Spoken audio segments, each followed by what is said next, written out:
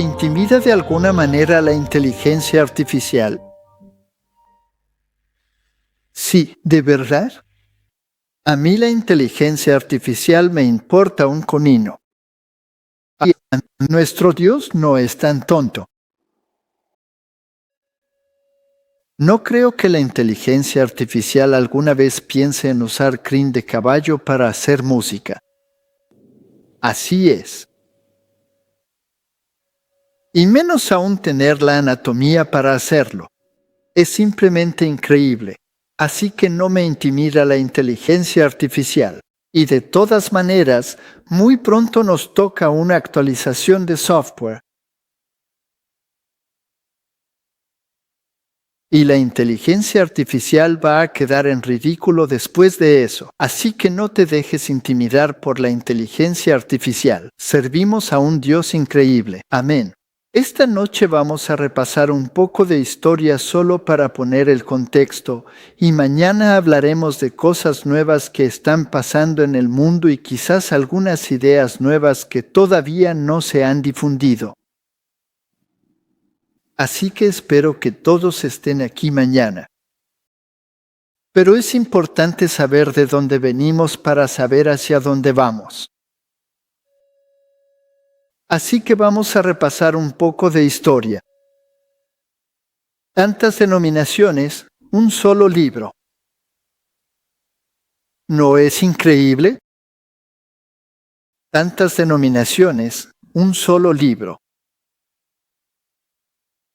He tenido muchas conversaciones con muchas personas de muchísimas denominaciones y me preguntan, ¿tú qué eres? Y si hablo con un luterano, le digo que soy luterano. Cuando hablo con un metodista, le digo que soy metodista.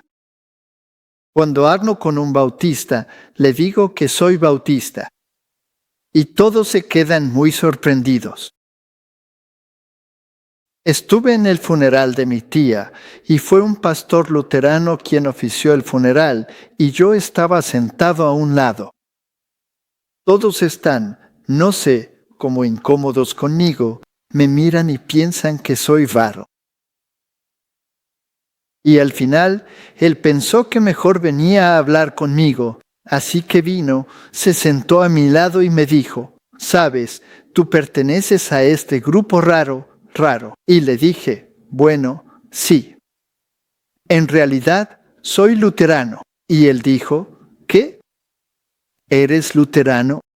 Le dije, «Sí, soy luterano».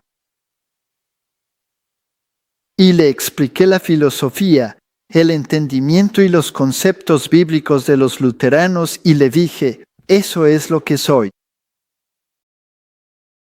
Y luego le dije, «Pero lamentablemente tú no eres luterano».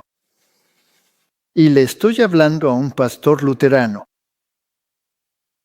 Dijo, «¿Qué?» Le dije, «No eres luterano, yo sí».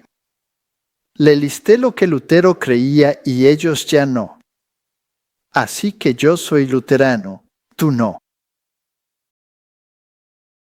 Así que se vuelve bastante interesante cuando tienes conversaciones así, porque todas estas denominaciones tienen verdad, todas. Incluso dentro del catolicismo vas a encontrar un poco de verdad. Pero realmente es asombroso ver cómo se desarrolló con el tiempo. Así que encontrar la verdad no siempre es algo fácil. A veces, encontrar la verdad requiere una lupa y tienes que buscarla en el lugar correcto. Si la buscas en el lugar equivocado, bueno, entonces terminas con cualquier cosa, Tiene que ser en el lugar correcto. Proverbios 4, versículo 18, dice, «Mas la senda de los justos es como la luz de la aurora, que va en aumento hasta que el día es perfecto». Así que a veces tomas caminos equivocados y a veces terminas en callejones sin salida. No pasa nada. No pasa nada. Da la vuelta. Fíjate si hay otra salida en algún punto del camino.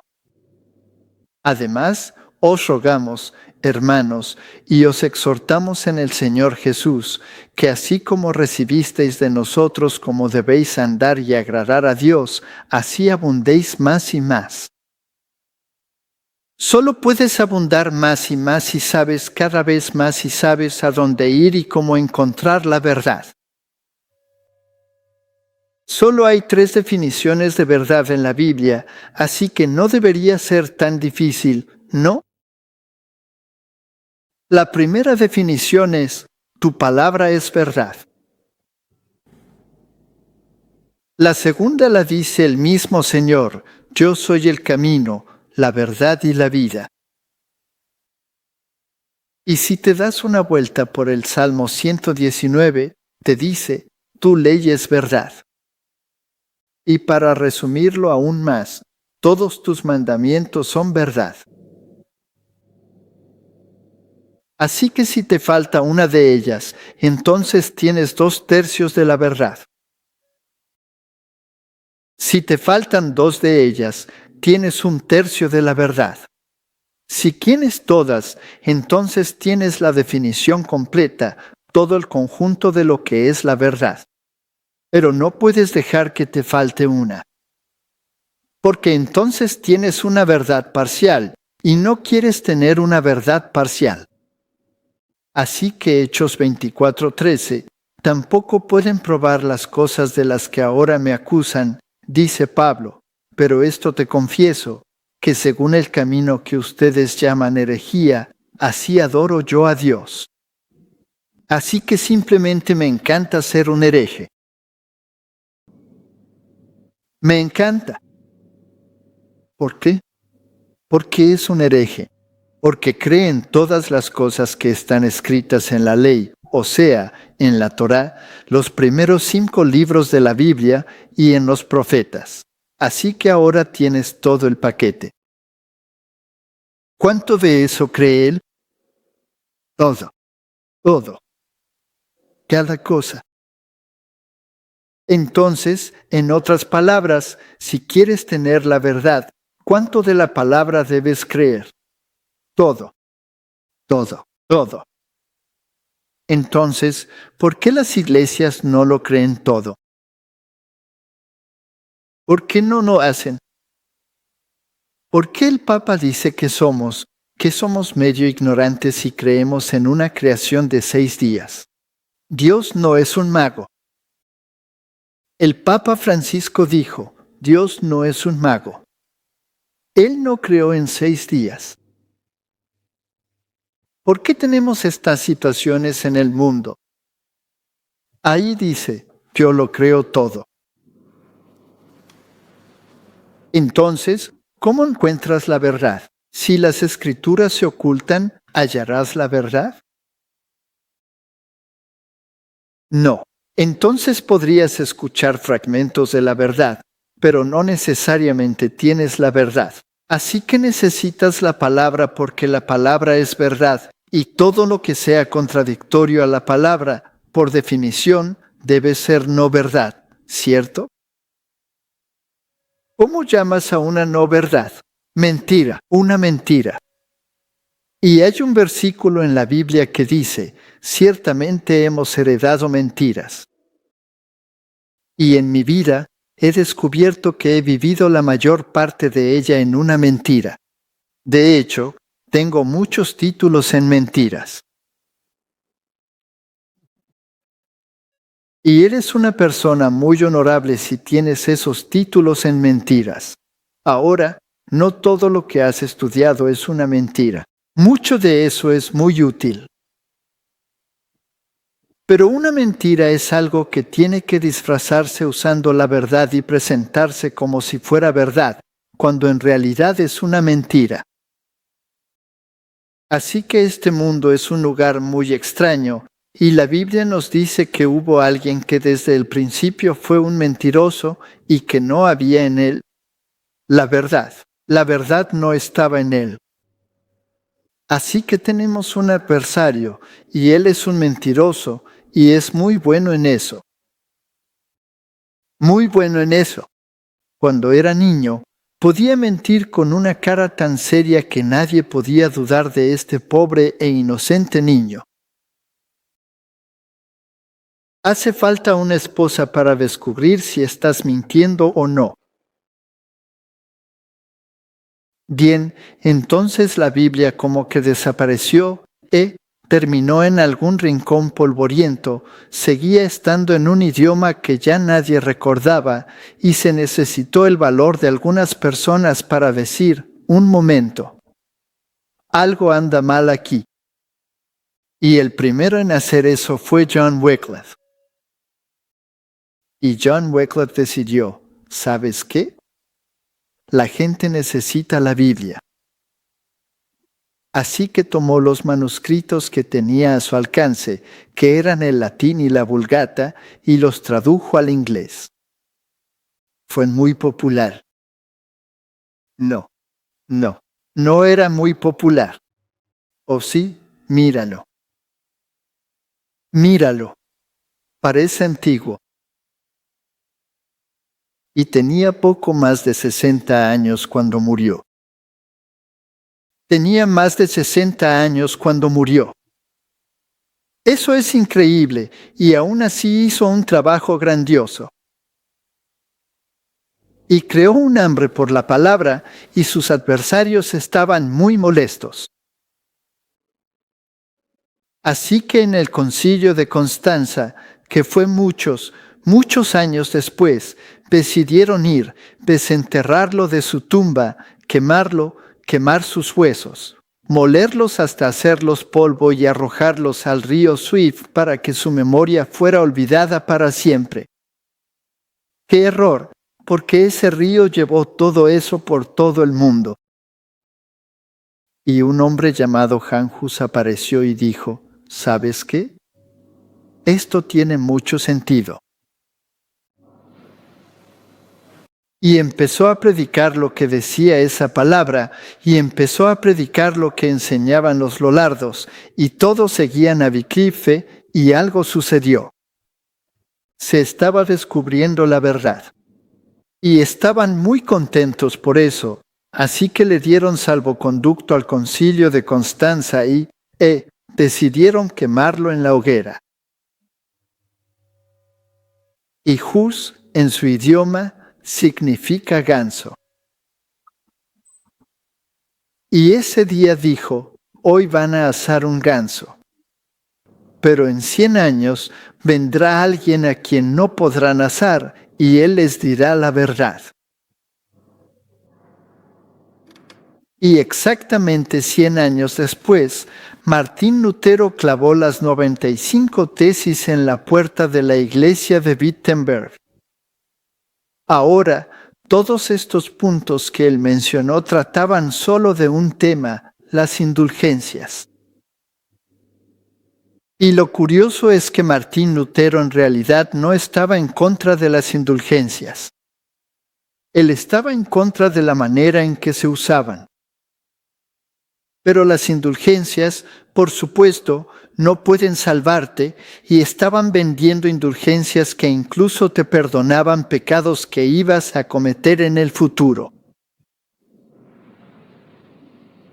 Entonces, un hombre astuto que se enfrentó a Tesla, quien estaba vendiendo las indulgencias, lo esperó en un bosque, lo atacó y le quitó el dinero que llevaba en su burro a ambos lados en un gran estuche.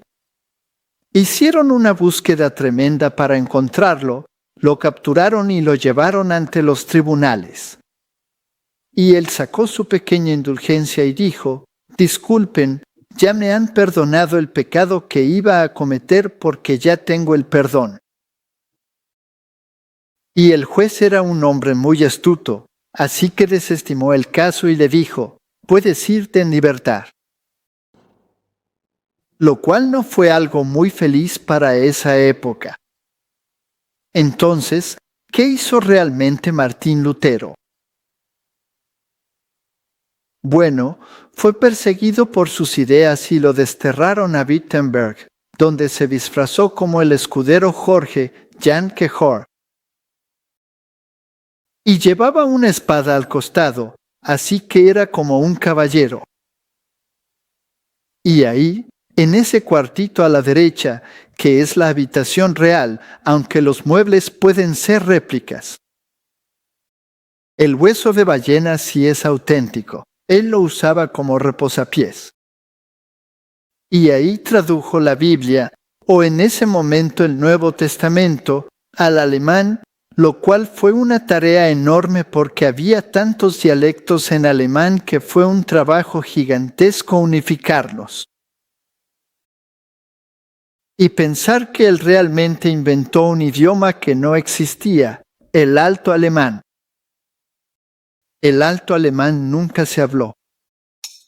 Pero él combinó todos los dialectos y los unió para que todos pudieran entender algo y creó un idioma, el alto alemán, y lo tradujo.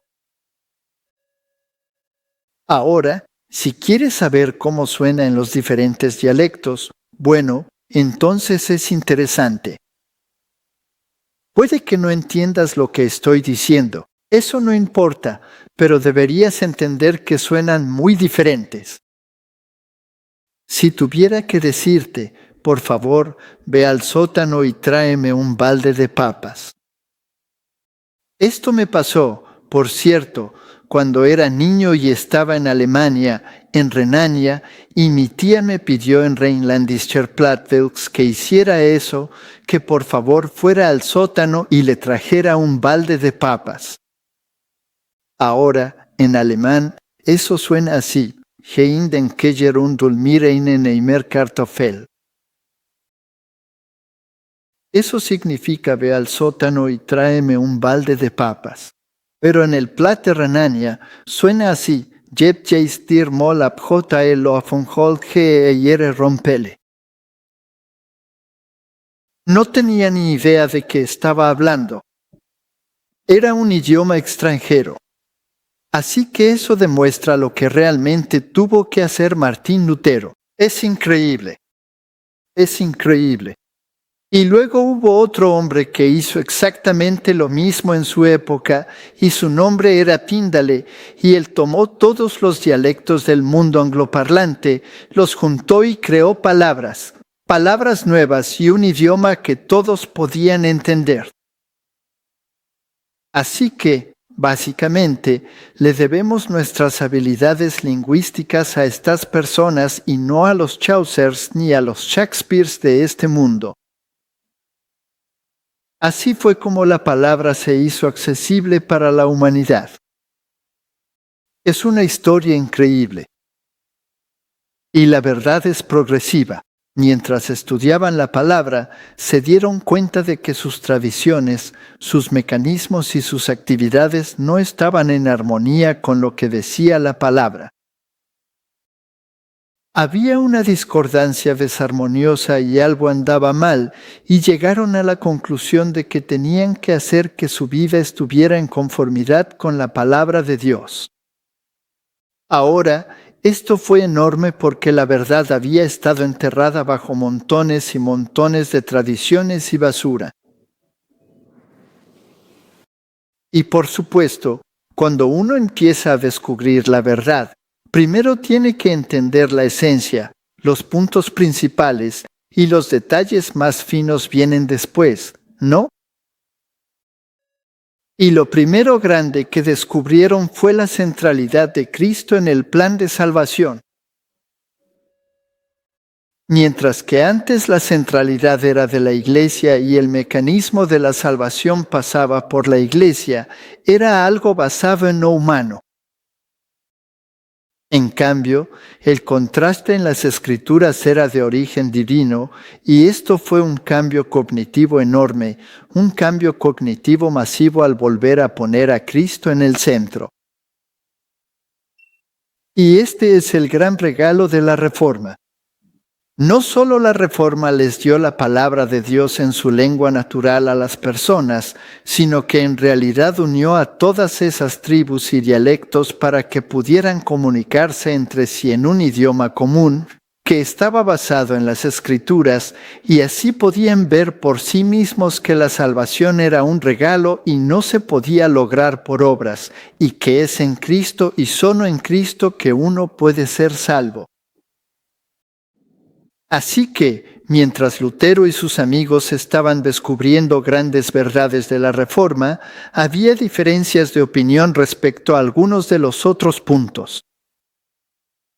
Ahora, el decano de la Universidad de Wittenberg, donde Martín Lutero era profesor y quien le otorgó el doctorado fue este mismo hombre que está ahí a la izquierda, Andreas Bodenstein.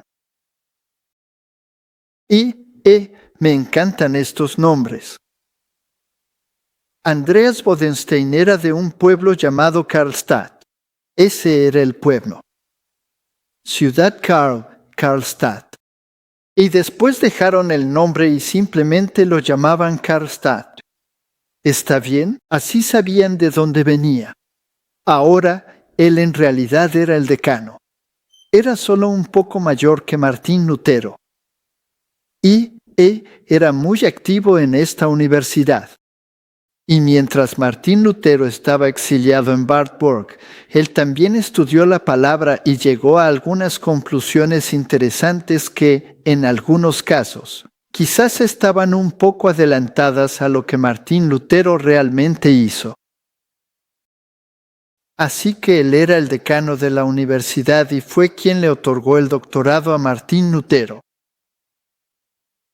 En 1517, él fue quien aceptó la justificación solo por la fe y estaba adelantado a Lutero en lo que respecta a la sola Escritura. Él dijo, sabes, este es el estándar. Esta es la norma. Esto es lo que tenemos que creer. Y consideraba que la ley moral era obligatoria, afirmando que lejos de abolir la ley, nos convierte en amantes y hacedores de la ley. Así que Karlstadt dijo, ¿sabes qué? Tenemos que guardar la ley.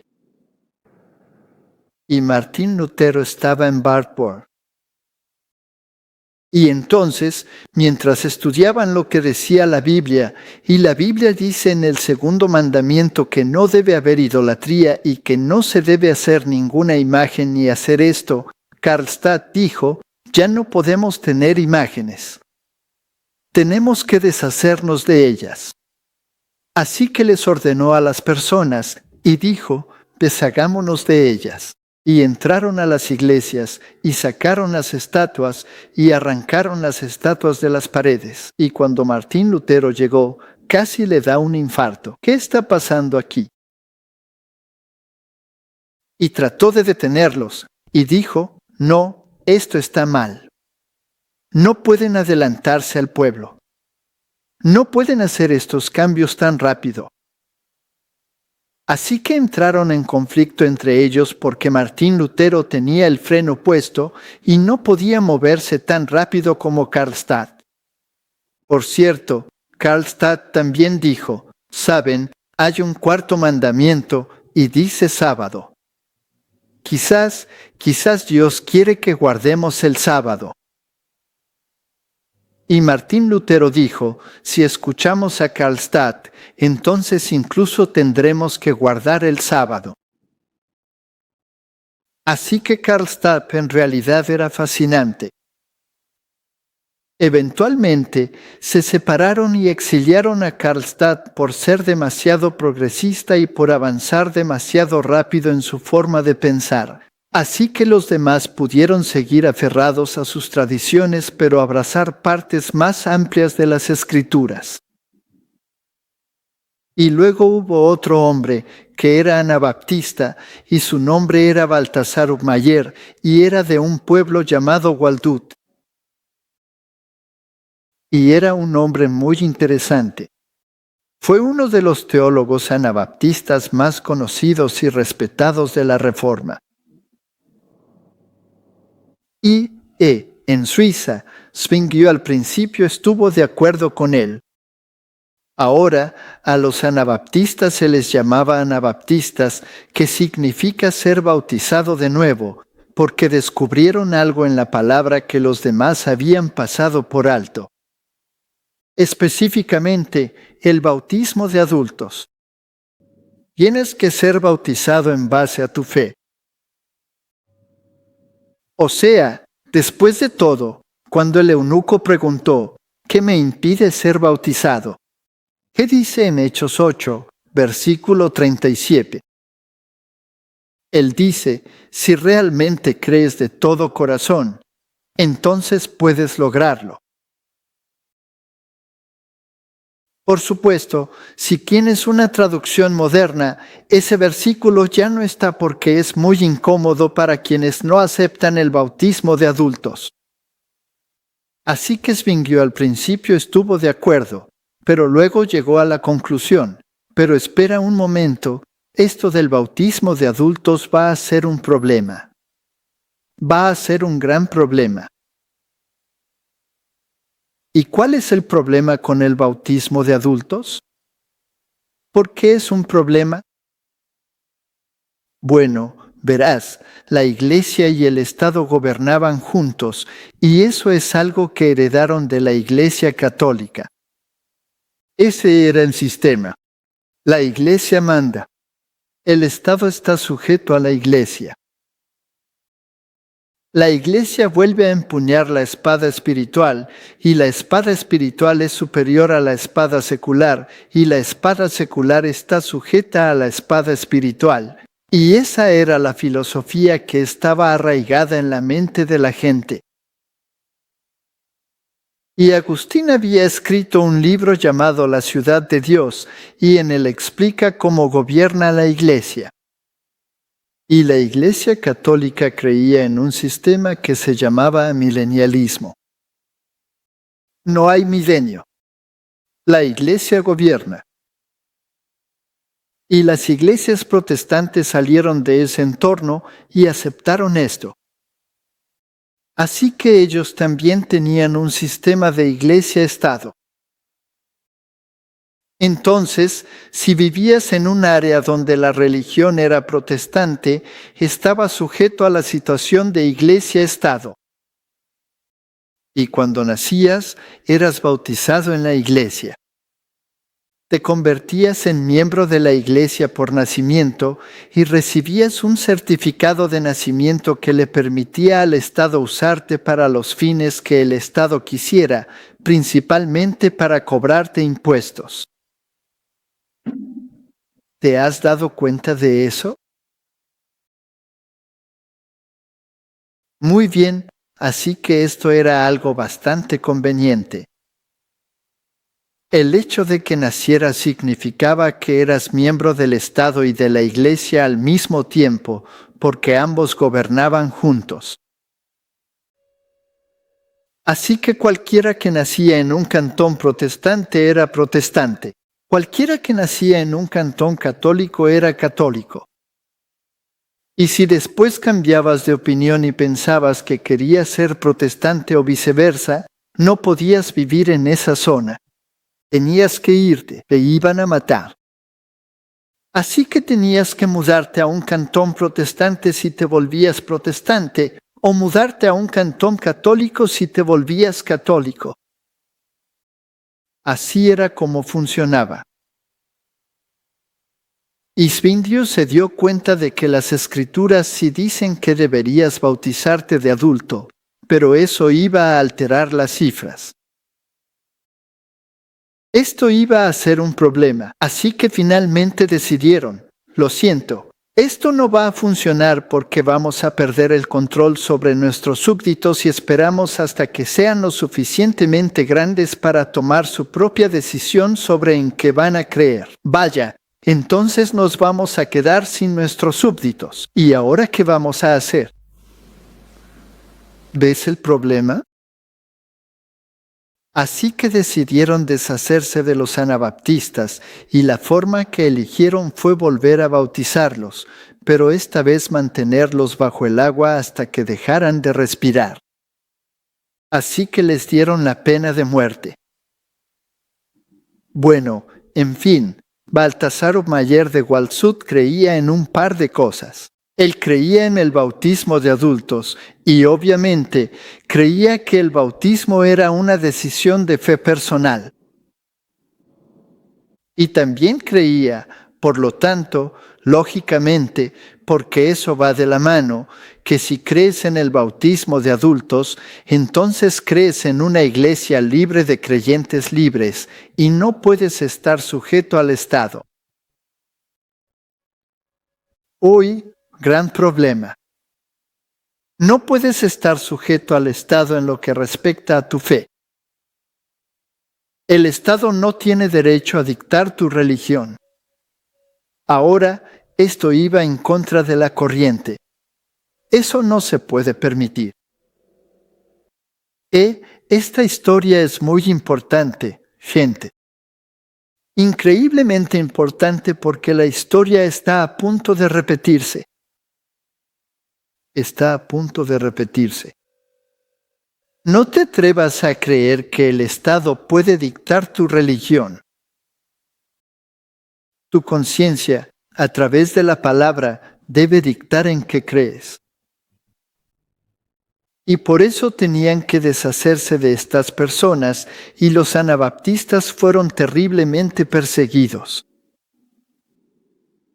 Martín Lutero creía que nunca se debía usar la fuerza. Los cristianos solo luchan con la palabra contra las enseñanzas y obras del diablo. Yo predicaré, hablaré, escribiré, pero no forzaré ni obligaré a nadie, porque la fe debe ser voluntaria y sin constricción. Incriminado. La herejía nunca se puede combatir con fuego.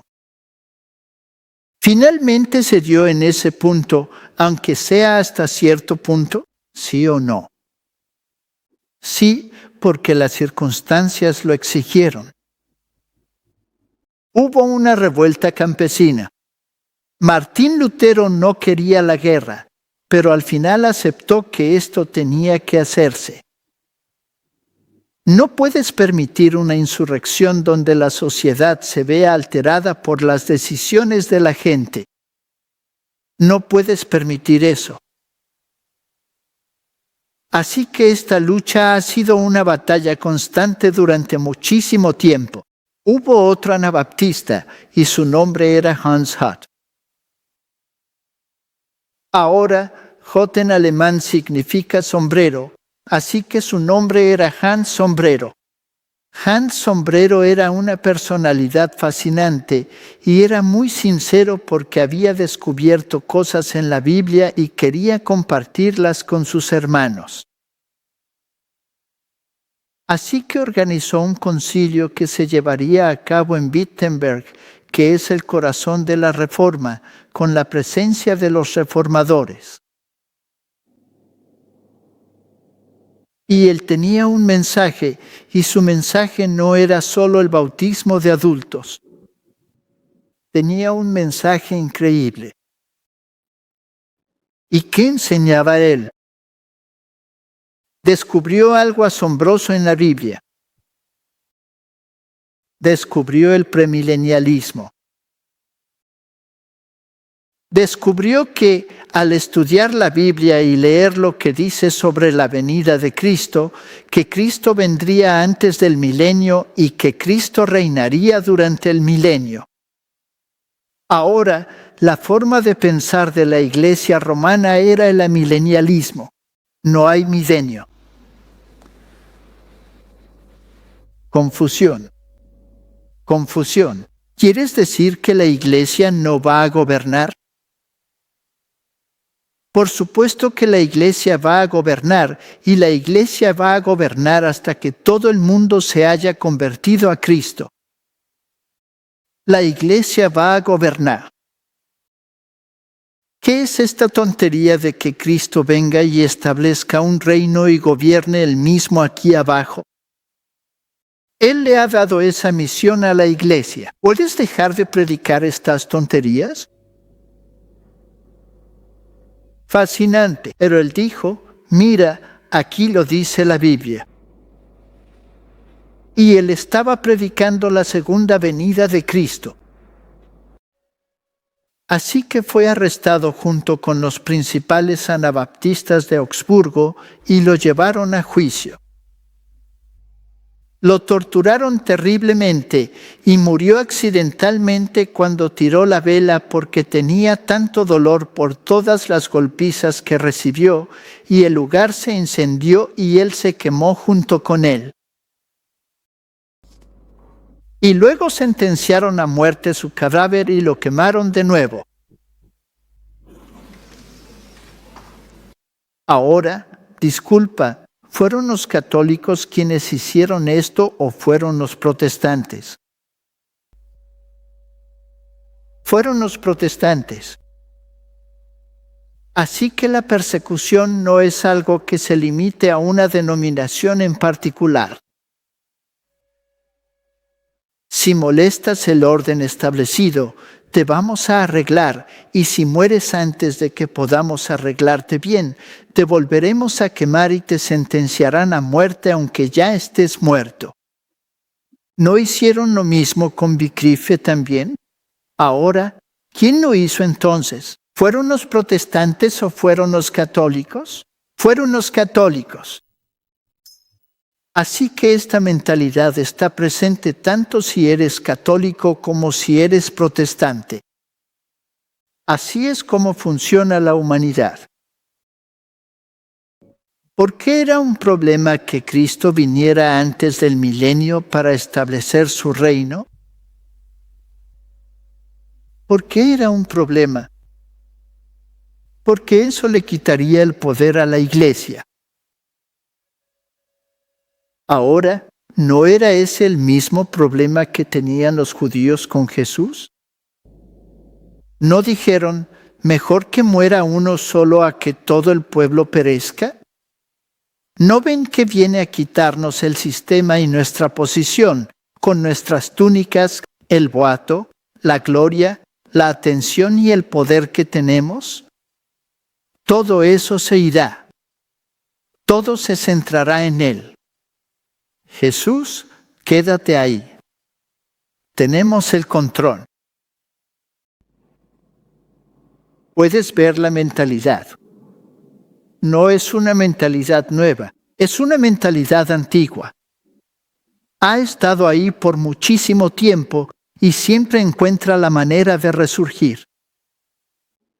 Así que Karlstadt había predicado, un momento, muchachos, debemos guardar la ley, porque si me amáis, guardad mis mandamientos, y el sábado está incluido en eso. Y lo echaron, no lo mataron, lo echaron. O sea, era un hombre muy destacado, era el decano de esa universidad. Después, como que intentaron reconciliarse y lo trajeron de vuelta, pero él se mantuvo muy callado después de eso. ¿Y entonces qué pasó después? El tema del sábado no desaparecía, así que otro hombre, también un anabaptista. Caray, estos anabaptistas sí que eran un dolor de cabeza. Y sí, el diablo también se metió con ellos, y algunos se volvieron un poco locos, y algunos empezaron a desarrollar, ya sabes, sermones de tipo carismático y a revolcarse por ahí. Pero la mayoría en realidad eran estudiantes de la Biblia muy serios y solo querían hacer lo que dice la palabra. Entonces apareció un hombre que se llamaba Oswald Hellet. Y las fechas también son muy interesantes. Mira eso. Eso fue solo 10 años después de que comenzó la Reforma. Así que Karlstadt había dicho, debemos guardar la ley. Y luego viene este tipo y dice, disculpa, tenemos que guardar el sábado. Y escribió un libro que se llamaba Bam Sabbat. En otras palabras, sobre el sábado. Déjame contarte algo sobre el sábado, dijo. Bueno, ¿qué le pasó a él? Luego hay evidencia en sus escritos, perdidos pero cuidadosamente reconstruidos, de que Heleit creía firmemente que la segunda venida de Cristo iba a ocurrir en un futuro muy cercano. Así que él seguía lo que Hansard había dicho, y después como que dice, tenemos que guardar el sábado. Vamos a ver qué dijo sobre eso. Entonces, ¿qué le hicieron a él? Lo arrestaron, lo encarcelaron en Viena en 1545 y luego lo sacaron de noche y lo ahogaron en el otoño de 1546. ¿Quieres ser anabaptista? ¿Dices que tienes que ser bautizado de nuevo? Te vamos a bautizar. Y así terminó Oswald Heleit.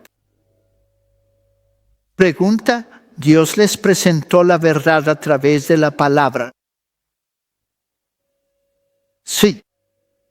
¿Estaban listos para aceptarla? No. ¿Cuál fue su respuesta cuando se les señaló en esa dirección? Deshazte de la molestia. Así es como se lidia con estas cosas. Esto es lo que él escribió.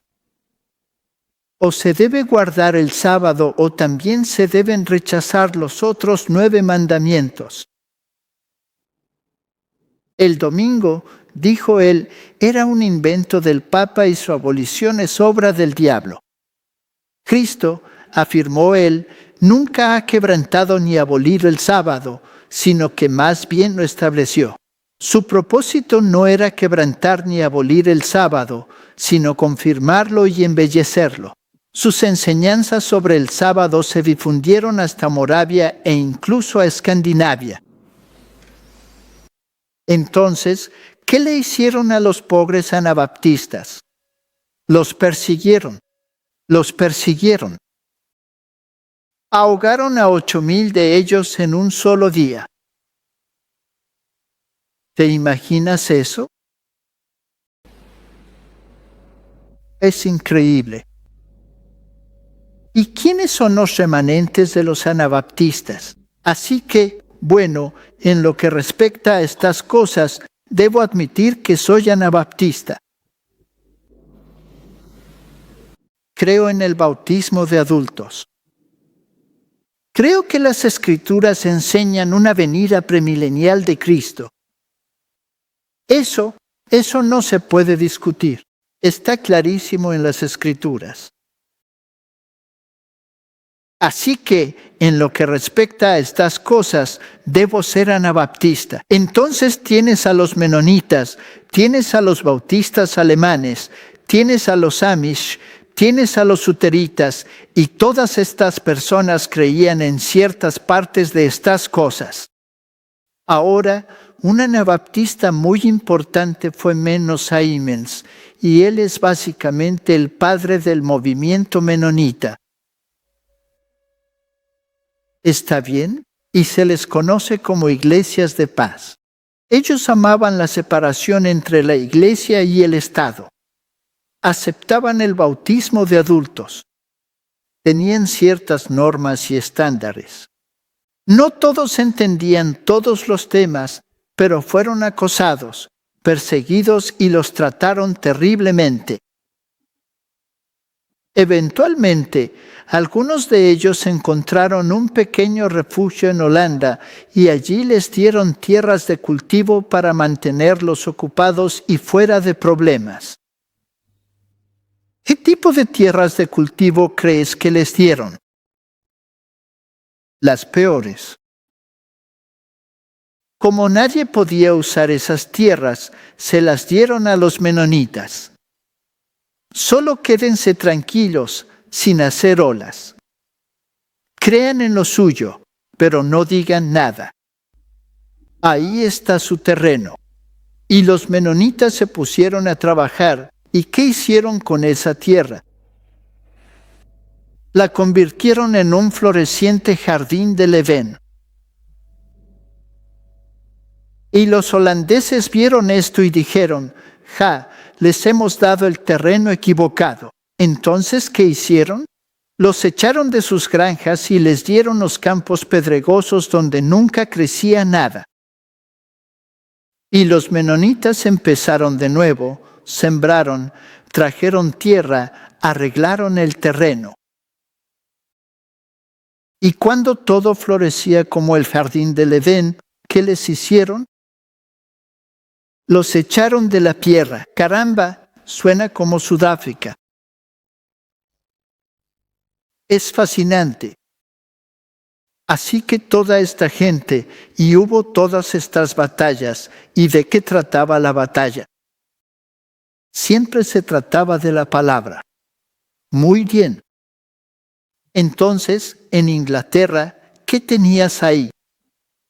Bueno, ahí tenías a Thomas More, y él era un adversario de Tyndale, y Tyndale nunca se alineó con los anabaptistas, pero sí aceptó la cena conmemorativa. Interesante. Solo un pequeño detalle así, aceptar la cena conmemorativa.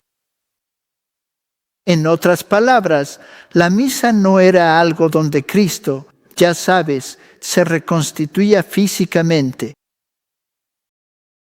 Era un recordatorio de su gran sacrificio. ¡Qué herejía! ¡Qué terrible herejía! Así que aceptó eso y creía en el sueño del alma. Ahora, me parece fascinante que las dos personas que tradujeron la Biblia, y no solo la tradujeron, sino que en realidad crearon el idioma al que la estaban traduciendo. Así que cuando miraron estos versículos, seguramente debieron haberlo reflexionado bastante. Puedo imaginarme a Tyndale sentado ahí pensando, sé cómo voy a decir esto. ¿Cómo voy a poner esto en papel? No tengo una palabra para explicar esto. Te doy un ejemplo, la palabra hilasterion, el propiciatorio. El propiciatorio sobre el arca. ¿Cómo voy a explicar esto? No hay una palabra en inglés para explicar hilasterion, el propiciatorio, ese asiento dorado que te protege de la condena de la ley, que es el mismo trono de Dios. Es un concepto tan importante. ¿Cómo voy a traducir esto? Y él le daba vueltas y vueltas, y oraba y decía, ¿qué es lo que hace el propiciatorio? Nos reconcilia con Dios. Restablece el vínculo que la humanidad debería tener con Dios en Cristo. Entonces, ¿cómo se logra esto? ¿Cómo se logra esta unión, este estar en uno con Dios? ¿Cómo se logra este atonement? Atonement. Esa es una buena traducción. La voy a usar, atonement, expiación.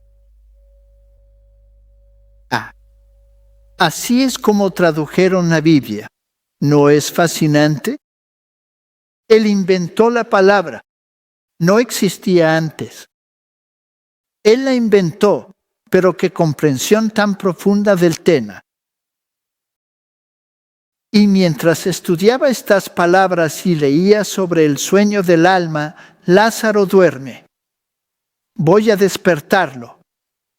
Pero si duerme, Señor, entonces le irá bien. Pero él hablaba de su muerte. Lázaro duerme. Los muertos no saben nada. Ya no volverán a su hogar. ¿No hay alabanza al Señor en la tumba a donde ibas? Hay una muerte y hay una resurrección, y entre medio hay un sueño. Eso es lo que enseña la Biblia. Y Martín Lutero debió haberlo reflexionado, y él creía en el sueño del alma.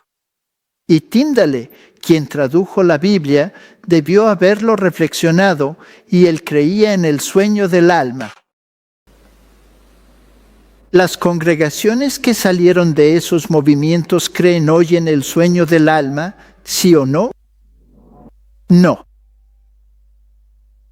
Pero es bíblico. Le dije al pastor, yo soy luterano, tú no. Pusiste a mi tía en el cielo, pero el Señor la puso en la tumba. Ella duerme. Yo soy luterano, tú no. Índale tenía un amigo, su nombre era John Frith. Él tampoco creía en la transubstanciación. Él no creía que la hostia se convirtiera en el cuerpo de Cristo.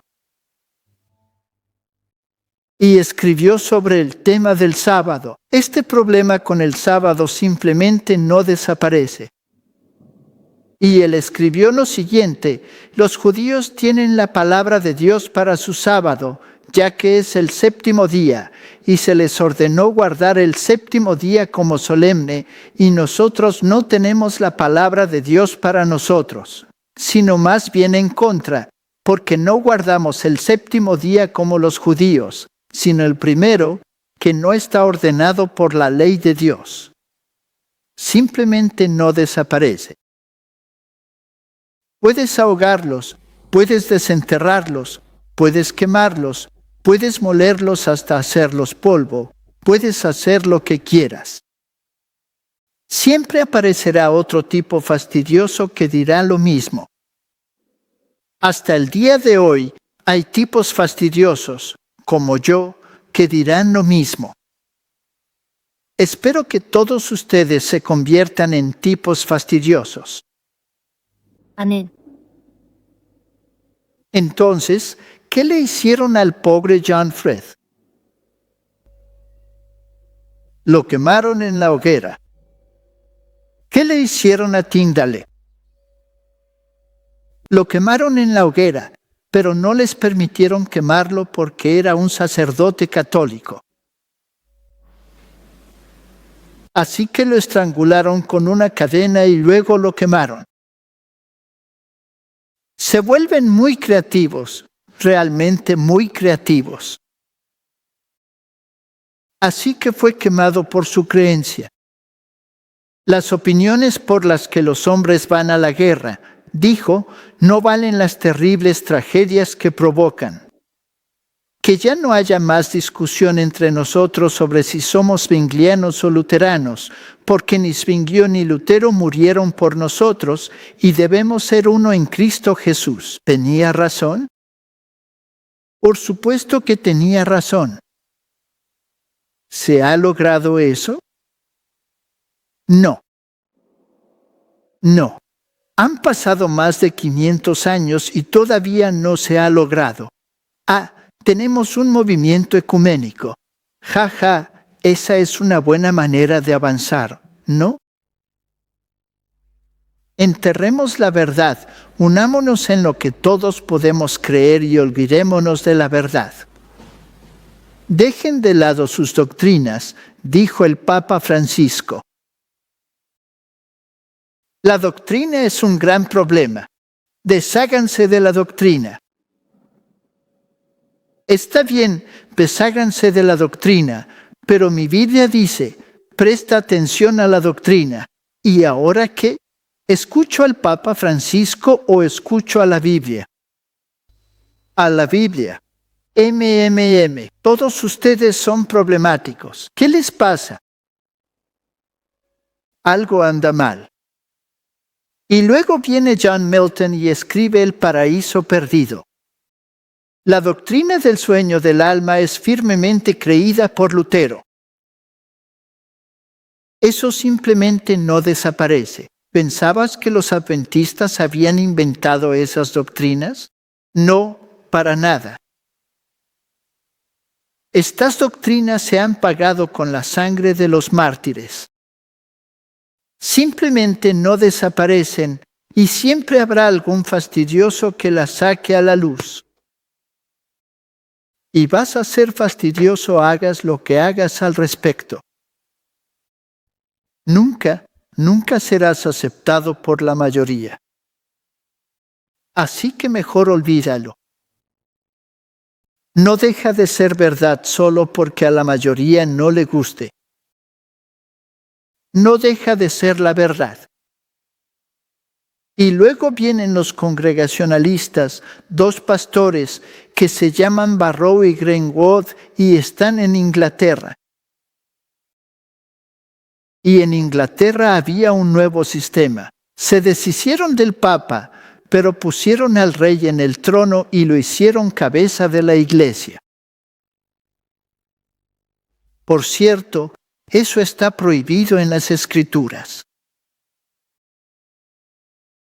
Si un rey en Israel pretendía ser sacerdote y empezaba a tomar las funciones de un sacerdote, más le valía tener cuidado porque le podía dar lepra. ¿Eso es cierto o no? Solo hay uno que podía ser sacerdote y rey, y tenía que ser del orden de Melquisedec.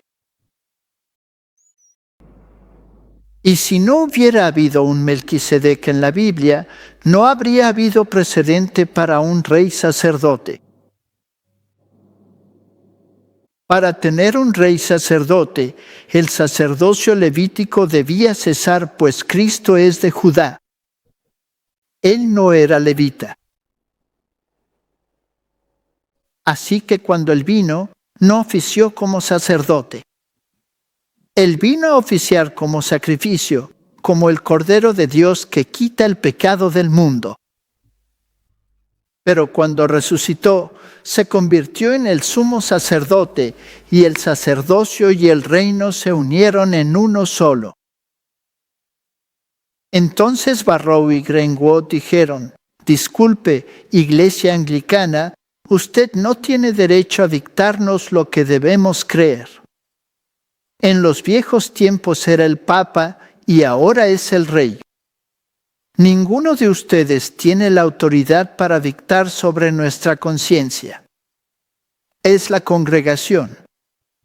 Es la Iglesia la que estudia las Escrituras y dice: esto es lo que creemos según las Escrituras, y por lo tanto no estamos sujetos al Estado. ¿No dijo eso Hans Hut? Esto no desaparece. Entonces, ¿qué hicieron con Barrow y Greenwood? ¿Quiénes hicieron? Adivina. Es muy difícil adivinar. ¿Los mataron? Sí, los mataron. Así es como se trata a estos herejes. Y luego aparece John Smith y lo etiquetan como bautista. Dicen que no tienen nada que ver con los anabaptistas, pero es imposible que esa influencia no haya estado presente. Así nacieron los bautistas. Los bautistas dicen: la Biblia enseña el bautismo de adultos. Sí, los anabaptistas lo descubrieron antes, aunque sé que quieren alejarse de ellos. Ya lo descubrieron. Eso está genial. Yo también lo descubrí.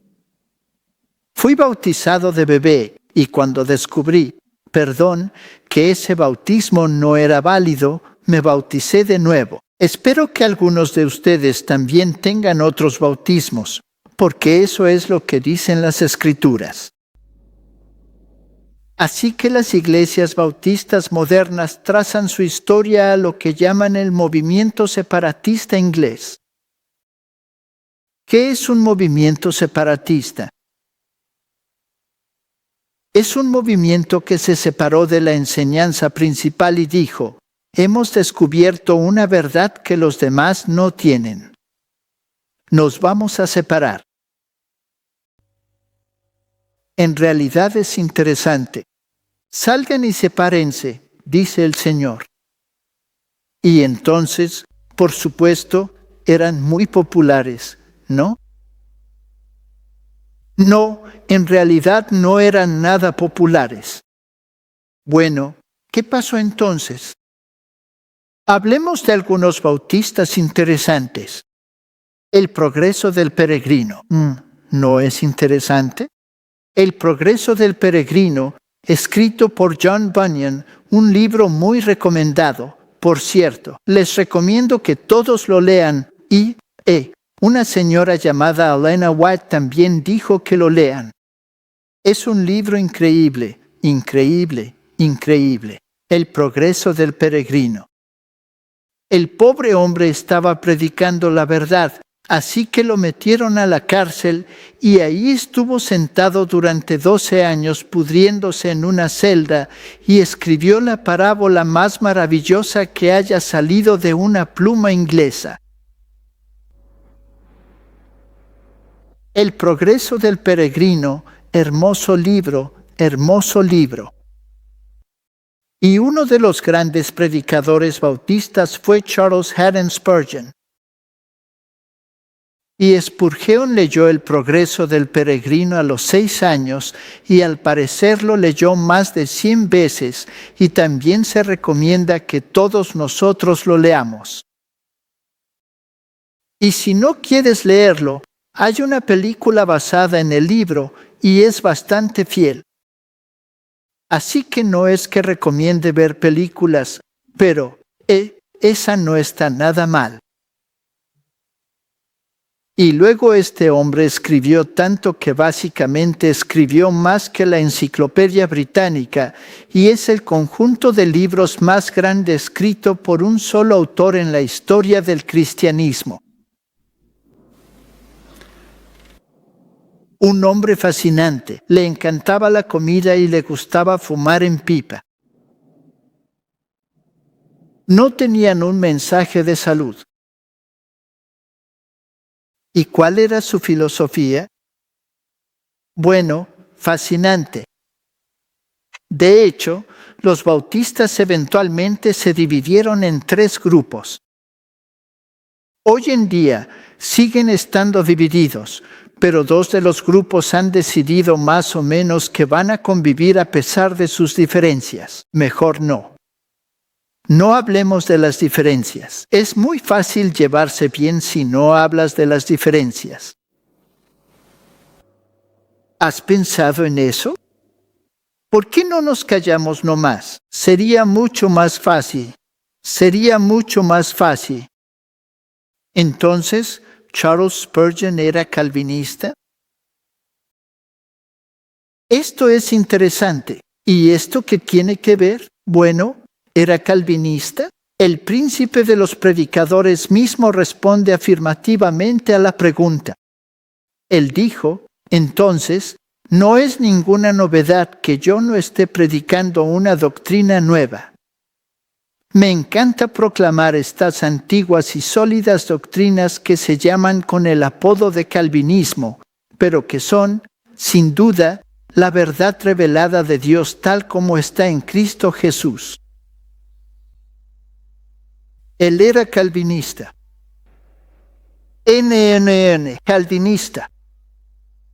¿Calvino tenía verdades maravillosas? Absolutamente. ¿En qué creía él? Él creía en la predestinación. Y las iglesias calvinistas creen en la predestinación.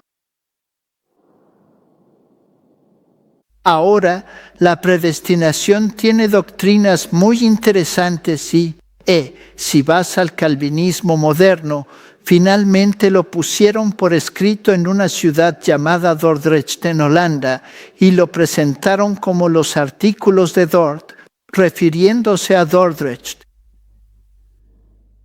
Y hasta el día de hoy, las iglesias calvinistas, que pueden ser tan diferentes como un grupo supercarismático o uno altamente conservador pertenecientes a la misma familia, ambos afirman que creen en estas doctrinas fundamentales. Fascinante. Entonces, ¿qué dicen realmente los artículos de Dort? Bueno, dice que el ser humano está tan caído que no puede tomar una decisión. Por lo tanto, Dios toma la decisión por ti y tú estás predestinado ya sea para la salvación o para la condenación. Dios toma esa decisión antes de que nazcas. Así que naces predestinado para ir al infierno o predestinado para ir al cielo. ¿Y si te toca la mala? La posición de haber sido predestinado para ir al infierno. Bueno, entonces debes alabar a Dios por eso. Y te preguntas, disculpa, ¿por qué debo alabar a Dios por el privilegio de ir al infierno? Y la respuesta es que, por el contraste de tu miserable situación, la gloria de los predestinados a la salvación se vuelve mucho más ilustre gracias a ese contraste. Hay una lógica maravillosa en eso, excepto, claro, si estás ardiendo en el infierno. Y esto, por supuesto, inició un debate enorme. ¿Es esto cierto? Bueno, la Biblia dice que soy corrupto. Sé que soy corrupto. Soy un ser humano caído. Pero ¿eso significa que no tengo elección en el asunto? ¿Dios va a confinar arbitrariamente a algunos al infierno y a otros al cielo? Por supuesto, eso plantea la pregunta entonces, ok, déjame pensar en esto un momento. ¿Cuáles son los criterios que Dios va a usar para determinar si debo ir al infierno o no? ¿Es bueno hacer esa pregunta? Por supuesto, si crees en esa doctrina, entonces tienes que pensar así. Bueno, tal vez. Quizás Él decide por mi genealogía que yo puedo ir al cielo y tal vez otra nación u otra tribu está predestinada al infierno. Así que mejor me aseguro de que mi denominación o mi linaje vaya al cielo. Y así tienes grupos de personas que creen que van al cielo o al infierno según su etnia. Esto es increíble, pero ahora déjame ser justo. Hay personas que creen que solo los blancos van al cielo. Ellos han sido predestinados para ir al cielo. Ahora, ¿cómo funciona eso? Porque no todas las personas blancas son buenas personas. Bueno, estás bajo lo que llaman gracia irresistible. ¿Te vas a salvar, te guste o no? Eso se llama gracia irresistible. Otra. Y por lo tanto, soy salvo porque soy blanco. Pero algunos dicen, te equivocas de color, amigo. Vas al cielo por ser negro. Y se llaman israelitas negros. Por etnia van al cielo. Ellos han sido predestinados para ir al cielo. Por cierto, ¿los judíos creían eso? Así que no es nada nuevo. No es nada nuevo. Los judíos creían que eran salvos por su etnia. Ellos eran el pueblo elegido. Jeje, yo voy al cielo, amigo, te guste o no y tú no vas al cielo. No perteneces a mi genealogía. Lo que demuestra que tanto los blancos como los negros pueden, en estas circunstancias, ser igual de tontos.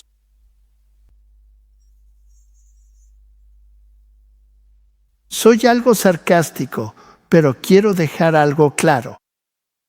Está bien, entonces, según las Escrituras, ¿qué determina si vas al cielo o si vas al infierno? Bueno, la Biblia dice, escoge hoy. Bueno, si dice que escojas, entonces debe haber una elección en el asunto, ¿no? Debe haber una elección. Sé que soy depravado y que no puedo ayudarme a mí mismo, pero puedo tomar una decisión. Luego la Biblia dice en Ezequiel, si el malvado deja su maldad y hace lo correcto ante el Señor, no se le recordarán sus pecados. Vivirá. Y si el justo deja su justicia y hace lo malo ante el Señor, no se le recordará su bien. Morirá. Vuélvanse de sus malos caminos. ¿Por qué morir, casa de Israel? Para mí es una decisión. Bueno, así que si voy al cielo o si voy al infierno, depende de mi decisión, si es que existe un lugar como el infierno, porque Hades también significa tumba. Sé que Gehenna significa fuego, pero podría ser un símbolo del final. Bueno, mejor no entremos en eso. Mejor no entremos en eso. Se vuelve demasiado complicado. De todos modos, él era calvinista. Él creía en la predestinación. ¿Entonces Dios lo va a dejar ahí? Por cierto, la Iglesia Católica Romana dice que si cometes un pecado mortal y algunas cosas como no ir a misa se consideran, ya sabes, una transgresión muy grave y te vas al infierno, y ahí ardes por siempre y para siempre, por nunca y para siempre. Y yo era ateo por la doctrina del infierno, porque la Iglesia Católica me dijo que mi mamá se iba a asar porque era luterana. Como era luterana, se iba a quemar. Yo quería mucho a mi mamá a los 12 años, así que mandé a ese Dios a rodar. Así que fui ateo desde ese día en adelante. Me pregunto cuántos ateos habrá. Sé que Dawkins es uno por esa doctrina, así que no estoy solo en eso. Así que alguien tuvo que venir y decir, ¿sabes qué? Dios no es así. Entonces, los bautistas están divididos entre lo que llaman bautistas regulares y luego tienen otro grupo de bautistas. Un grupo cree en el calvinismo. El otro dice, no, no, no. Un hombre llamado Arminio tenía este asunto resuelto. Él lo entendía un poco mejor. Y hay un tercer grupo que son los bautistas del séptimo día, todos llamándose bautistas.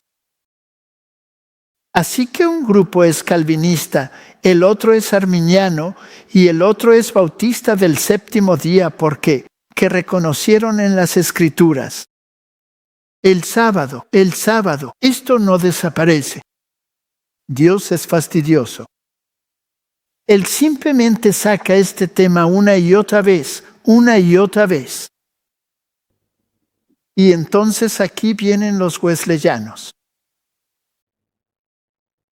Así que Charles Wesley y John Wesley se juntan y dicen, un momento, no funciona así, chicos. No funciona así. El calvinismo está equivocado. No existe tal cosa como la predestinación. Hay predestinación en la Biblia, pero solo en la presencia de Dios. Eso no excluye tu elección. Dios no es así. Dios no es un monstruo que va a predeterminar que te vayas al infierno. Eso es peor que el diablo. Ni siquiera te da una oportunidad. Entonces este debate comienza, ¿no? Empieza en Inglaterra, se escriben cartas y están peleando como perro y gato. ¿Dios es un monstruo o no es un monstruo? ¿Cuál es la historia aquí? Y entonces lo piensan y Wesley dice, ¿sabes qué? Tenemos que empezar a hacer cosas. No podemos simplemente sentarnos y creer, y ya está. Bueno, si estoy predestinado a ir al cielo, entonces ¿a quién le importa lo que haga? Comamos, bebamos y disfrutemos, porque estoy bajo la gracia irresistible. Voy a ser salvado quiera o no. Wesley no te deja. No puedes seguir emborrachándote hasta quedar en coma, ni acostarte con quien quieras. Hay una ley, y la ley de Dios es obligatoria. No entendió muy bien la parte del sábado, pero esa parte sí la entendió. Y luego dijo, ¿Y sabes qué? Tienes que corregir tu comportamiento. Tienes que dejar de emborracharte. Tienes que dejar de maltratar tu cuerpo. Tenemos un cuerpo que nos ha dado Dios y tenemos que cuidarlo. No es tuyo. No puedes comer, beber y divertirte como te dé la gana. Tienes ciertas responsabilidades. Tienes que vivir saludablemente. Y entonces empezaron a discutir entre ellos, y uno le dijo al otro, no puedes hacer eso. Y el otro le dice, oye, Spurgeon, mírate. Comes lo que te da la gana. Te metes el tabaco como si nada. Haces lo que quieres. No puedes vivir así. Hoy, no toques mi plato. Por suerte, no nos pasa. ¿O sí? Uy, qué problema. Así que él dijo, necesitamos una vida cristiana disciplinada. Eso cayó muy bien. ¿Qué le hicieron a Wesley? ¿Qué le hicieron a los metodistas? Dijeron, ¿así que crees que tienes un método para ir al cielo? ¿Crees que por tu método de comer bien y cumplir la ley y tratar de ser un buen ciudadano vas a ir al cielo? Ustedes son metodistas. Era un nombre en broma, un apodo para burlarse, y hasta el día de hoy se les quedó ese nombre. Esta historia es fascinante.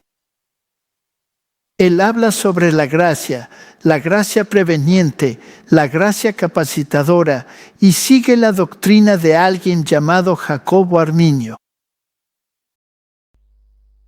Ahora, ¿quién fue Jacobo Arminio?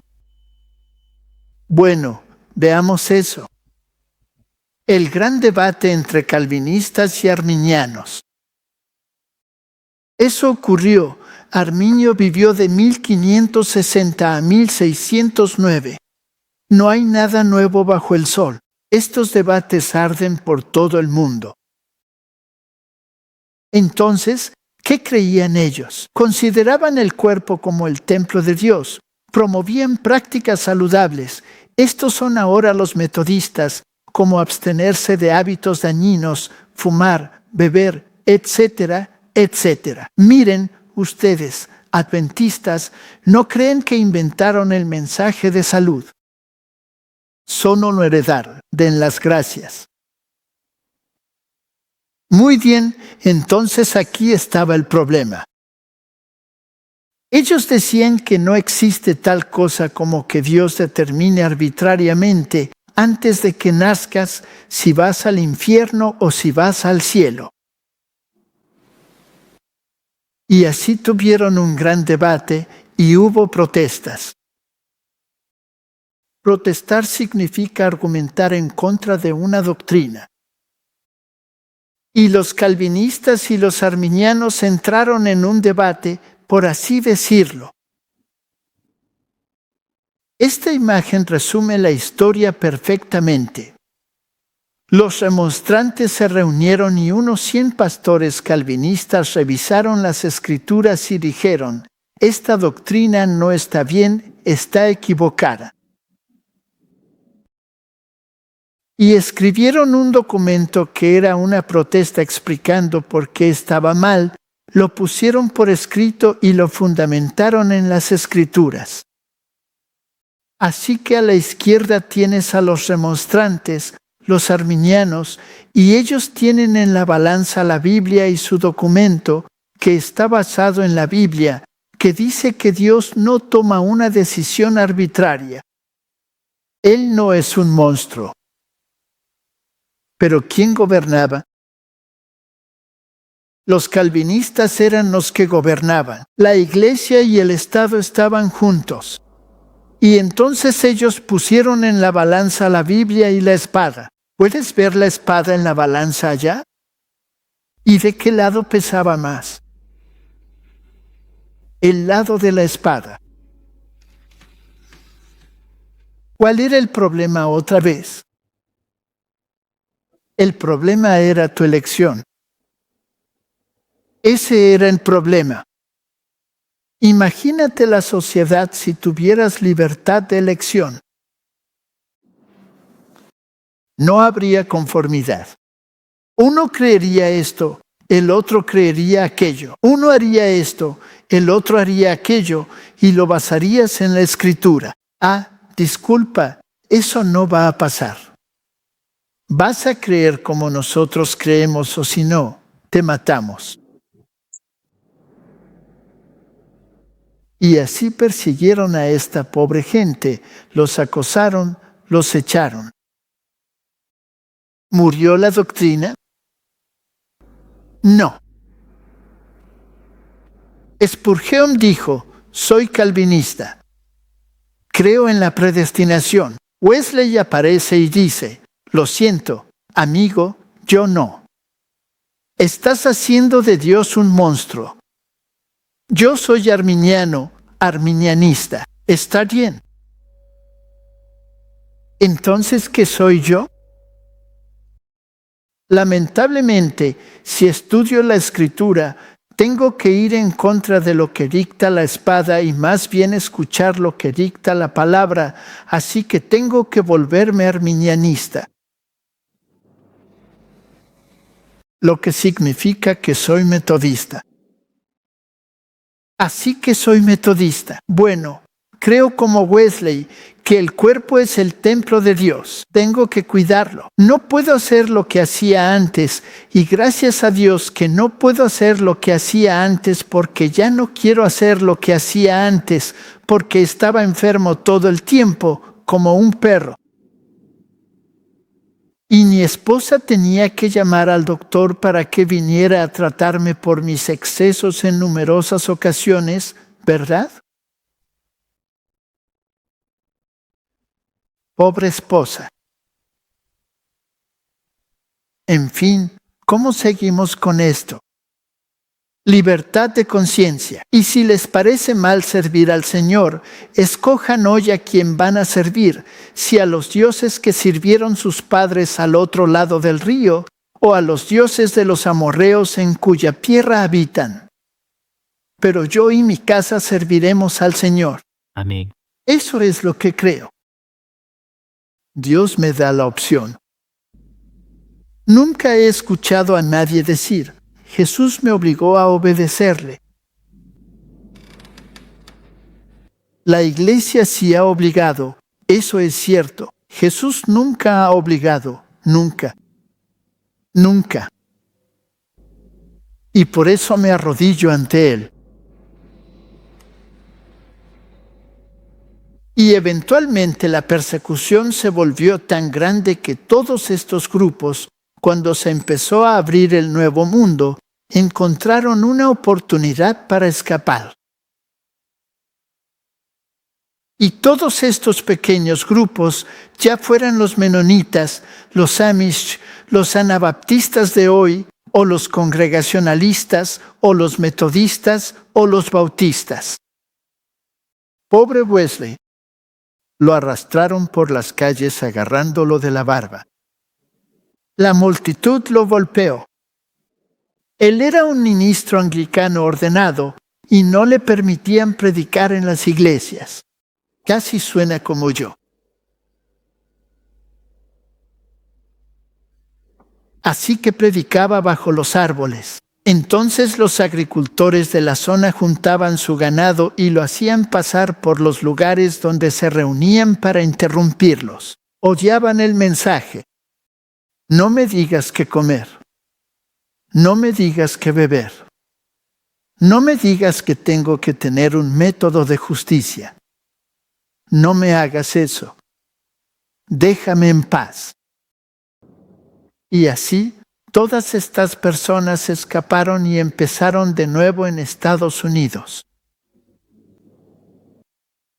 Y el presidente de los Estados Unidos, James Madison, había escrito, El propósito de la separación entre la Iglesia y el Estado es mantener para siempre alejadas de estas tierras las luchas interminables que han empapado el suelo de Europa en sangre durante siglos.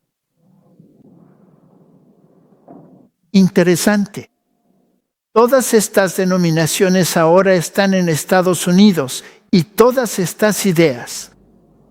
Y algunos de ellos creen en el sueño del alma, y algunos creen en el bautismo de adultos, y algunos creen en el metodismo, y algunos son calvinistas, y algunos son arminianos, y algunos son esto y otros son aquello. Es un caos. Y todos viven allá, y cada uno se aferra a la verdad que sus fundadores habían establecido. ¿Crees que Dios, en su misericordia, querría reunir todas estas gemas de verdad en un solo movimiento? ¿O crees que le gustaría dejar a la humanidad en esta confusión para siempre? A ver, ¿Dios es un Dios de orden y lógica o es un Dios de confusión? De orden. Muy bien. Entonces, a veces algo tiene que pasar. Y en Estados Unidos hubo grandes avivamientos y la mayoría de los avivadores enseñaban el milenarismo. La Iglesia se va a unir y va a gobernar. Buscaban reunificar la Iglesia y el Estado. Había grandes predicadores como Kinney y otros con avivamientos en Estados Unidos predicando el milenarismo. La Iglesia mandará y todo se arreglará obligando al resto. Ya funcionó. Va a funcionar otra vez. Hola. Millones y millones de personas muertas como consecuencia. Charles Grandison Finney, el padre del avivamiento moderno, perfeccionista cristiano, maestro masón de origen calvinista, pero rechazó la antigua divinidad del calvinismo, hizo algunos cambios, pero era milenarista. La Iglesia va a gobernar. Este es el padre del avivamiento. El segundo gran despertar llevó a los congregacionalistas y presbiterianos en una dirección arminiana, así que empezaron a dividirse. No, Arminio tenía razón. No, Calvino tenía razón. ¿Qué está pasando aquí? Y luego los bautistas del libre albedrío se separaron de los bautistas calvinistas y eventualmente algunos de ellos incluso adoptaron la doctrina bíblica del sueño de los muertos. Esto viene de la Reforma y del movimiento adventista. Y un movimiento de templanza iniciado por los metodistas. Y luego vino el movimiento millerita. Pensaban que Hans Hart estaba muerto. Él murió quemado en ese cuarto después de ser terriblemente torturado y luego hicieron un juicio sobre su cadáver. O sea, ¿te imaginas hacer un juicio sobre un cadáver? ¿Y luego quemarlo? Increíble. Y aquí, esta doctrina del premilenialismo simplemente no muere. No muere. Y William Miller estudia la Biblia, estudia la profecía de los 2300 días, estudia la venida de Cristo y llega a la conclusión: Cristo viene antes del milenio.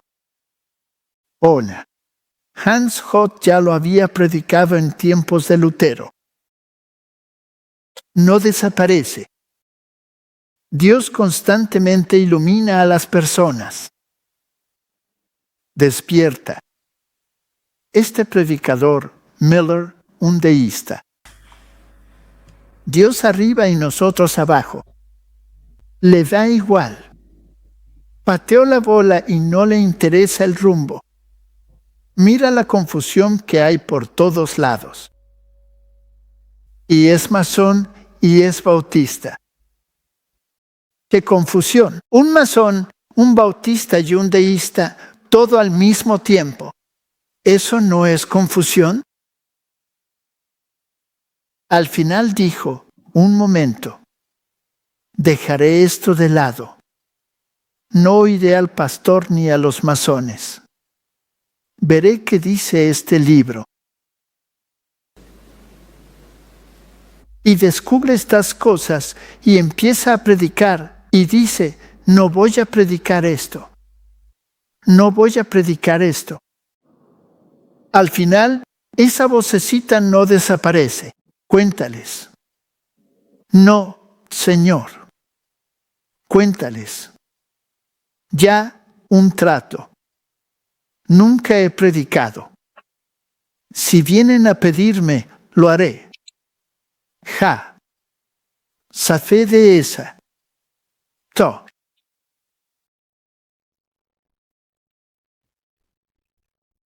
Dios es increíble. Amén. Él es increíble. Y va y predica un mensaje de Hans Hut. Bueno, aceptaron muy bien a Hans Hut. ¿Crees que lo iban a aceptar igual de bien a él? Lo dudo.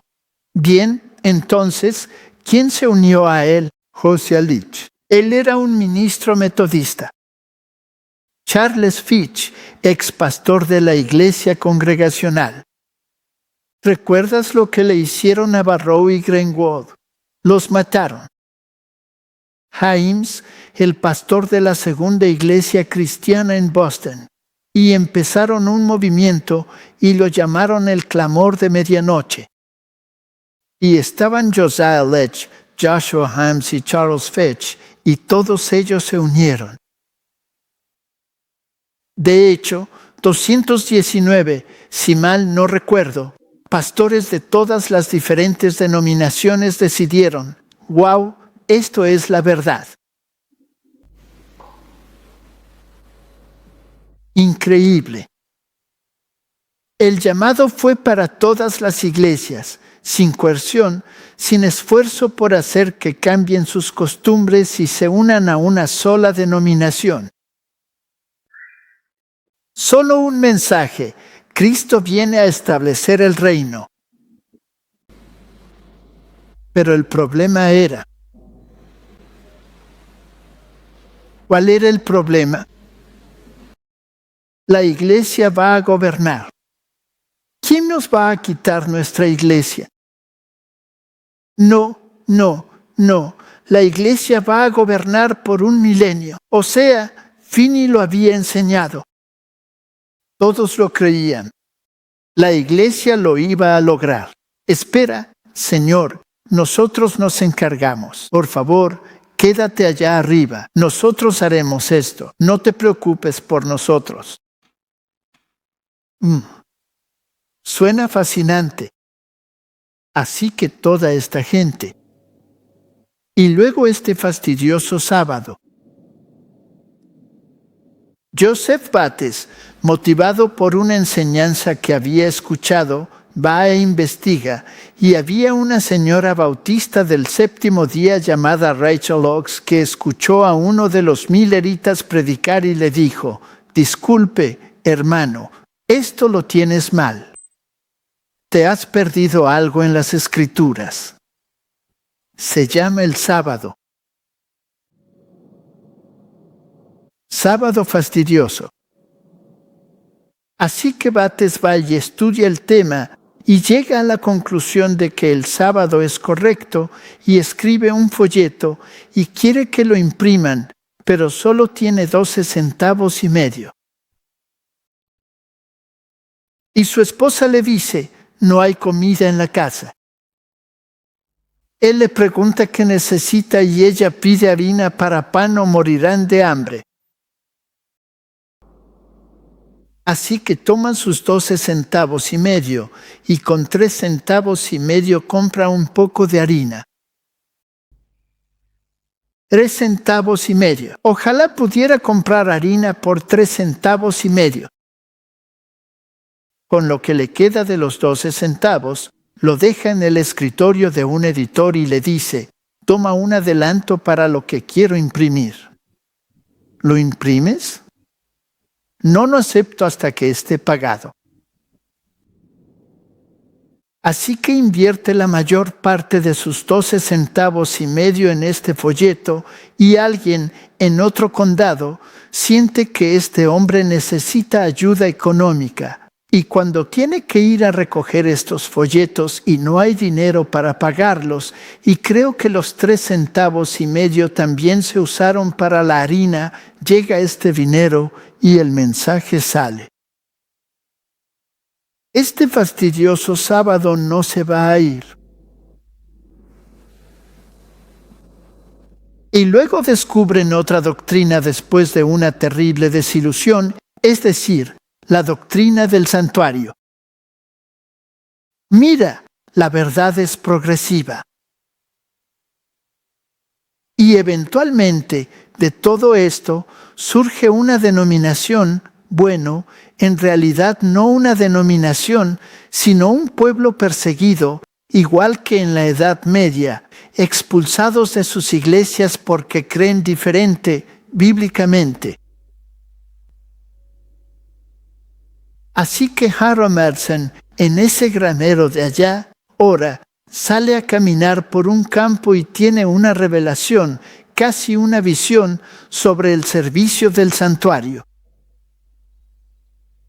Y el gran mensaje del santuario, Jesucristo el Cordero de Dios, Jesucristo el Sumo Sacerdote, el mensaje del santuario es el plan de salvación.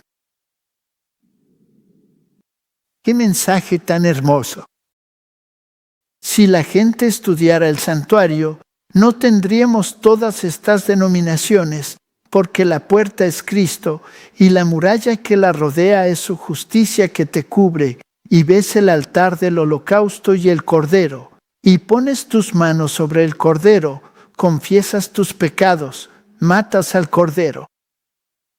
Él muere en tu lugar y la sangre se pone en los cuernos del altar.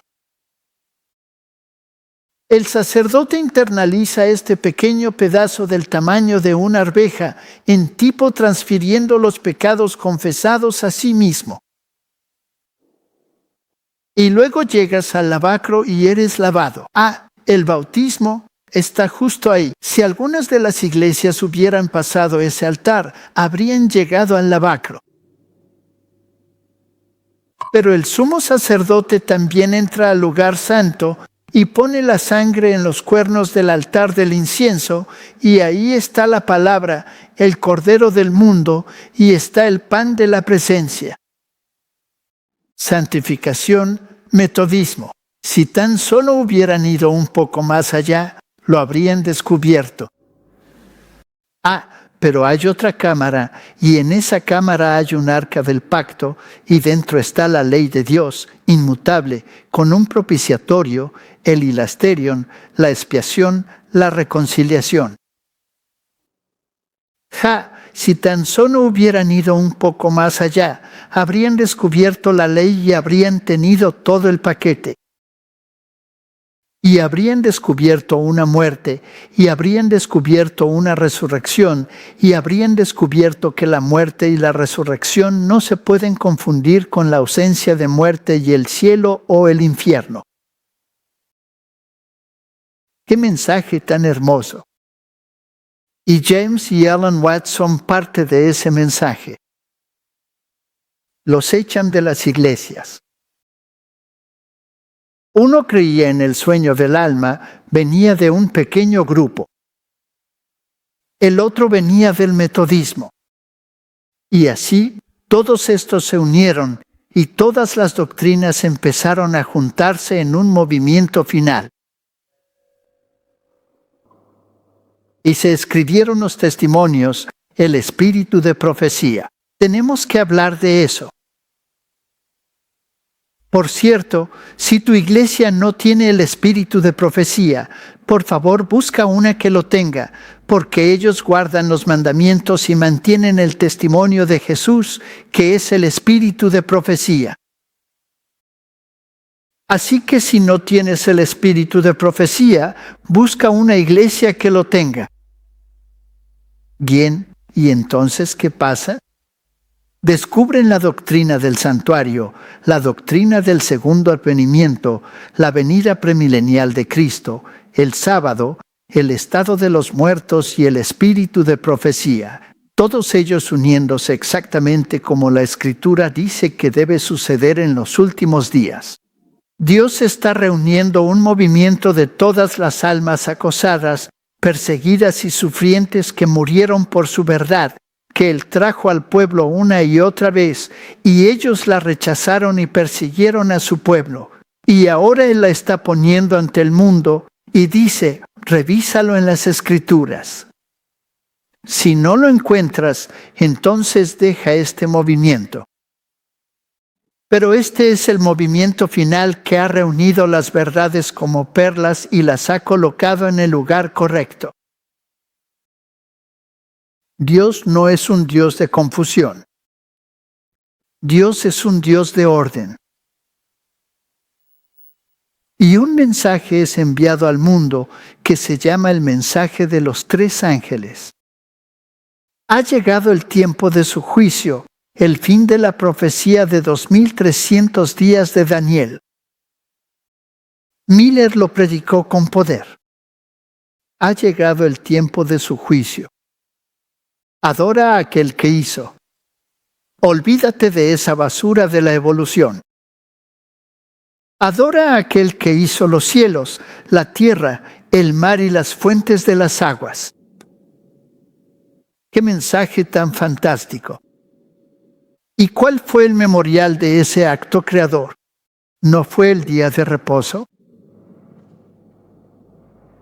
¿Acaso el día de reposo no es el símbolo de descanso y santificación? Acuérdate del día de reposo para santificarlo. Ciertamente mis sábados guardarás porque es una señal entre tú y yo para siempre, para que sepas que yo soy el Señor que te santifica. No la iglesia, no el Papa, no lo que tú pienses, no la predestinación. Yo soy el Señor que te santifica y te ayuda a tomar decisiones correctas. Amén. Las iglesias rechazaron el mensaje del primer ángel. No quieren un rey. Tenemos que hablar de eso mañana porque la historia está a punto de repetirse. Vaya, realmente estamos en un momento serio. Una vez, una persona incluso me detuvo y me dijo que no debía usar la palabra vaya, porque tiene orígenes masónicos. Así que le dije, está bien, solo la usaré al revés. No sé, soy travieso. Así que el mensaje del primer ángel, y ahora es la hora del juicio de Dios. Todo esto va al mundo. Isaías 56, así dice el Señor, guardad el derecho y haced justicia, porque mi salvación está por llegar y mi justicia por manifestarse. Bienaventurado el hombre que hace esto, y el hijo de hombre que lo abraza, que guarda el sábado sin profanarlo y que guarda su mano de hacer algún mal. Si la gente simplemente escuchara la palabra, no sería tan difícil. Pero no, su poder es un problema. Así que los echan de las iglesias y viene otro mensaje. Babilonia ha caído. Ha caído. ¿Por qué se repite 2 veces? Porque Babilonia ya había caído. Ya había sido expuesta. La Reforma Protestante ya había dicho, miren, el hombre de pecado está allá. Está al otro lado de la montaña. El ultramontanista, el hombre al otro lado de la montaña, él es el anticristo. Así que él ya había caído. ¿Qué había caído ahora por segunda vez? El protestantismo otra vez había rechazado a Cristo como rey. Todos quieren un Salvador, Pero por favor, quédate allá arriba. Nosotros nos encargamos de esto. Lo tenemos bajo control, Señor. Tenemos un estado. Y ese estado tiene la espada. Y esa espada puede ser usada para imponer nuestras doctrinas. No importa que estén basadas en la tradición y no en tu palabra. No nos importa eso, y a ti tampoco debería importarte. Solo quédate allá arriba en el cielo. Esto es serio. Esto es serio. Babilonia cae. Babilonia cae. Y el tercer ángel lo siguió y dijo en voz alta: si alguno adora a la bestia y a su imagen y recibe la marca en su frente o en su mano, ese mismo beberá del vino de la ira de Dios. No aceptes la marca de la bestia. La marca de mi poder eclesiástico es que he transferido el sábado al domingo. Eso no lo digo yo. Eso lo dice la Iglesia Católica Romana. No critico católicos. Fui uno, como Lutero y Tyndale. Fitch fue católico. Calvino fue católico.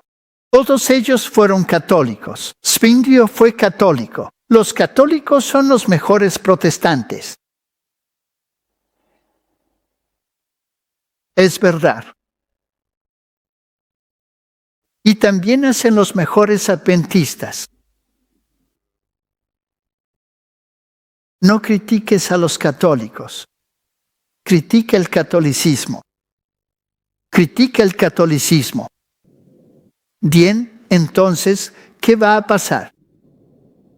Así que la iglesia que proclama este mensaje no puede ser la misma que Babilonia. Una iglesia que dice, salgan de Babilonia, no puede ser Babilonia. Eso sería ridículo. Es como si Babilonia dijera, salgan de mí, patético. Hay quienes dicen, no, esto es Babilonia. No les creas. No les creas. Hay algunos babilonios dentro. Sí, los he conocido, a muchos de ellos. No importa. Lo que importa es en qué crees. Es lo que tú crees. Y si tu fe está basada en la palabra de Dios, ¿cómo podrías equivocarte? Si la palabra lo dice, entonces yo no creo, porque Dios no está en el negocio de mentir.